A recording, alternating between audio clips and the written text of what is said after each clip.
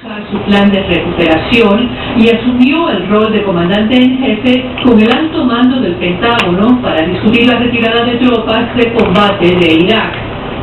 También se circuló el borrador de la orden para cerrar la prisión de combatientes enemigos en la base naval de Guantánamo.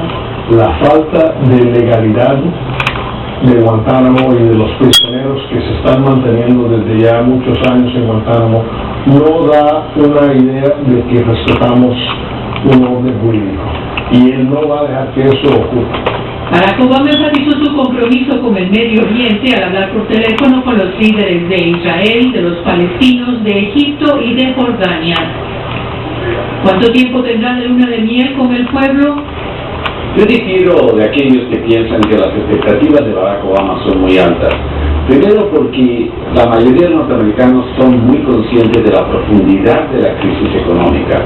Mientras tanto, la primera dama abrió las puertas de su nuevo hogar. A las 8:35 de la mañana, el presidente Obama entró a la oficina oval y a la inmensa responsabilidad que la acompaña. Pasó 10 minutos a solas y leyó una nota que le dejó el presidente Bush en un sobre marcado de 43 a 44. Un momento después, entró de lleno a un intenso día de trabajo.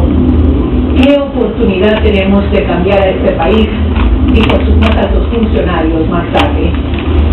En la Casa Blanca, Lourdes Mendoza, Univisión. Muchas gracias, Lourdes. Hillary Clinton es desde hoy la nueva secretaria de los Estados Unidos, secretaria de Estado, por supuesto. Tomó juramento frente a una jueza amiga suya de infancia después de lograr la aprobación del Senado.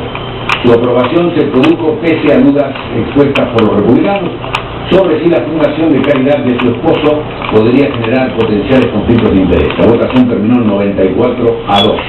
Clinton reemplazará a Condoleezza Rice. Otro nominado para el gabinete del presidente Obama, que está enfrentando dificultades para su confirmación, es el aspirante a secretario del Tesoro, Timothy Geithner.